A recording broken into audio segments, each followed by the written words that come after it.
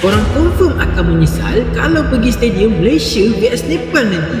Korang ingat pergi stadium nanti kos dia cuma tiket je ke? Korang silap besar. Jom kira kos benar. Tiket dah settle, minyak betul, parking melayang. Jersey Harimau Malaya mesti nak nampak tempat kan. Makan minum kat stadium, harga pula lain macam. Tapi ada satu kos yang paling mahal yang ramai orang tak sedar. Kos tanggung malu.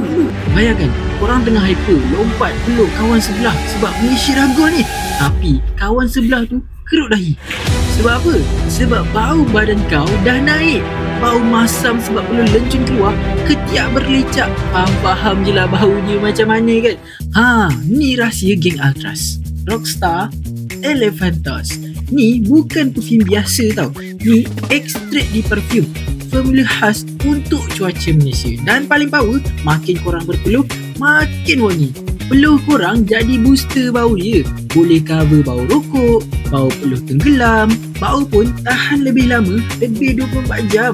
Balik game pukul 1 pagi pun masih bau wangi, fresh, macho, bau orang menang. So nanti sebelum pergi stadium, pastikan korang dah standby wangi masa Malaysia menang. Klik beg kuning bawah ni, ambil Rockstar Elephantos ni.